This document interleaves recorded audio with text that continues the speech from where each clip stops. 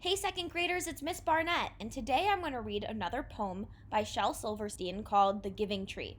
I think that the lesson of this story is really important, and I hope you enjoy it as much as I do. Let me begin reading. The Giving Tree.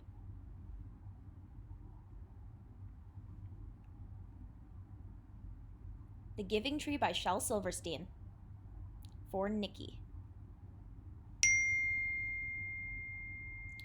Once there was a tree, and she loved a little boy.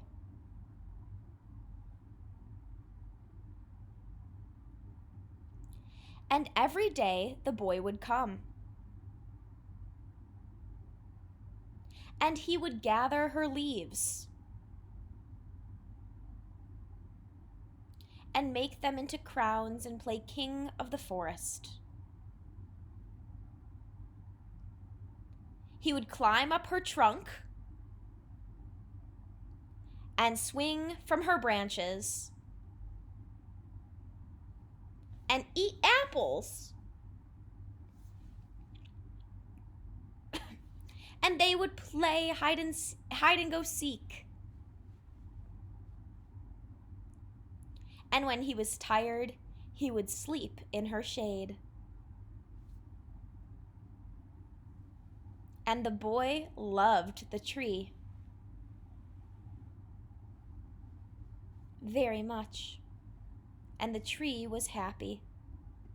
I'm going to stop right there. And I want to address what kind of figurative language is in this story right now.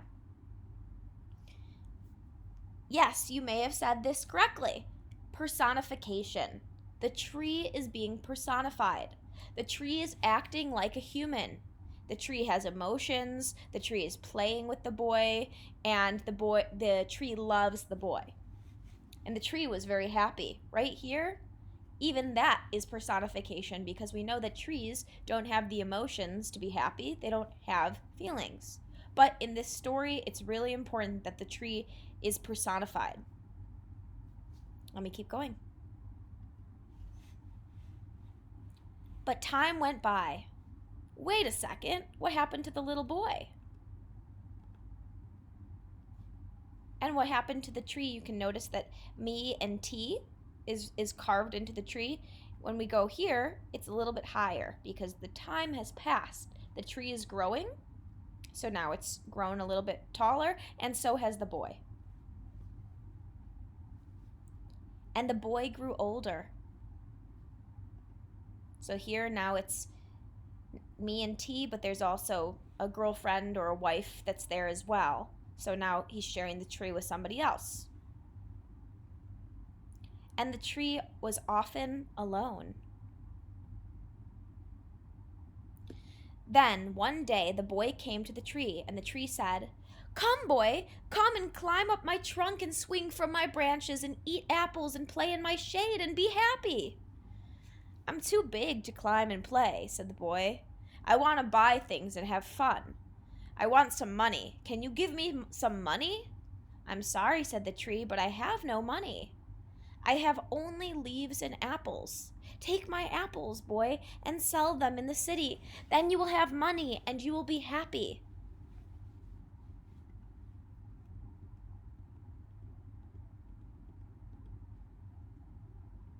And so the boy climbed up the tree and gathered her apples and carried them away.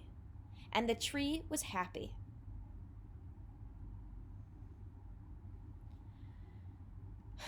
But the boy stayed away for a long time, and the tree was very sad.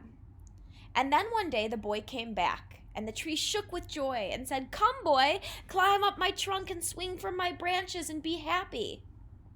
Now look at what the boy looks like now. He's getting much older. "I am too busy to climb trees," said the boy. "I want a house to keep me warm," he said. "I want a wife and I want children, and so I need a house. Can you give me a house?" "I have no house," said the tree. "The forest is my house, but you may cut off my branches and build a house. Then you will be happy."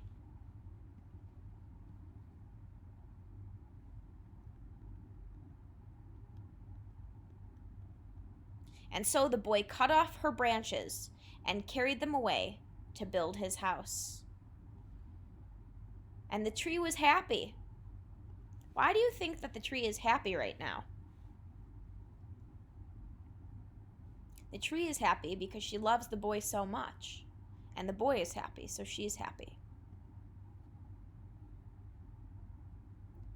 But the boy stayed away for a long time. And when he came back, the tree was so happy she could hardly speak. "Come, boy," she whispered. "Come and play." "I am too old and sad to play," said the boy. "I want a boat that will take me far away from here. Can you give me a boat?"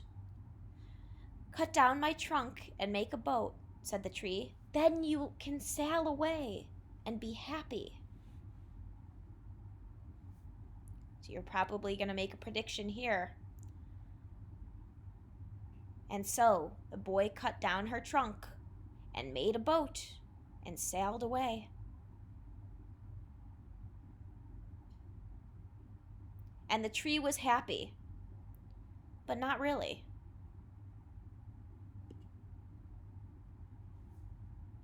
And after a long time, the boy came back. "I'm sorry, boy," said the tree, "but I have nothing left to give you. My apples are gone. My teeth are too weak for apples," said the boy. "My branches are gone," said the tree. "You cannot swing on them." "I am too old to swing on branches," said the boy.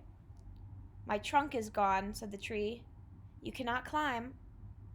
"I am too tired to climb," said the boy.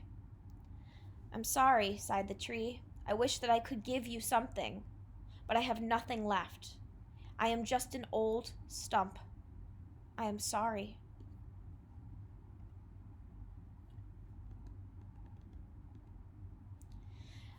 "I don't need very much now," said the boy. "Just a quiet place to sit and rest. I am very tired." "Well," said the tree, straightening herself up as much as she could. "Well, an old stump is good for sitting and resting. Come, boy, sit down. Sit down and rest." And the boy did. And the tree was happy. The end. So now I want to go over some comprehension questions and also discuss what this story means. So first of all, who are the main characters in the story? The main characters in the story are the boy and the tree. Where and when does the story take place? The story takes place over the boy's life, from when he was just a kid and then all the way till when he's an old man. And it takes place in a forest. That's the setting. What is the problem in the story? Now, I want you to think about this because I want you to really think about what the problem is.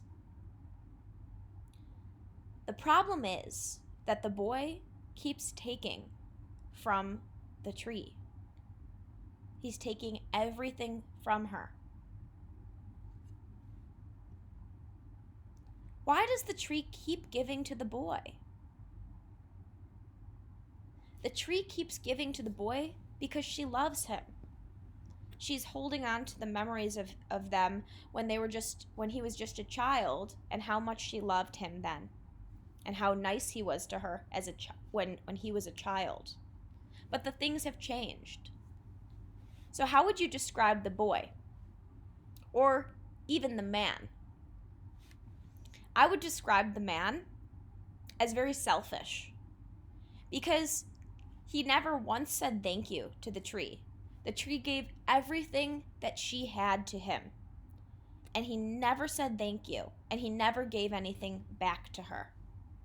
But the tree, number 6, how would you describe the tree and why? I would describe her as being very selfless, which is the opposite of selfish. Selfish is when you only think about yourself. Selfless is when you think about everybody but yourself. And she's a very caring tree, and she's very selfless. So she gives to him because she is very kind and loves him, even though he's not so nice to her. And I would describe her that way because she's given everything to him. What is the message of the story? The message of the story is to not be selfish. Don't just keep taking and taking and taking from people without giving anything back or without saying thank you. I think that's a really important lesson that we can all learn, is that if you just take and take and take from someone or something, then they will have nothing left to give. We need to be more appreciative of all of the things around us. What kind of figurative language is in the story? It is personification. The tree is being personified in this story. So the giving tree is really an important story because it's really teaching us that we need to be kind, we need to be thankful, we need to be selfless, we need to give back, and we need to be appreciative of everybody around us who is doing good things. The tree was really the good character in this story. And the boy, even though he was a nice kid, he really grew up and wasn't so respectful of the tree. They had fun when he was a kid, but still he never thanked her. He took her apples, he took her branches, he took all of the wood that the tree had until she was literally just a stump. So, if you can learn anything from the giving tree, let's learn to be more selfless and more respectful to others. Thanks for listening, and I hope you enjoyed the story.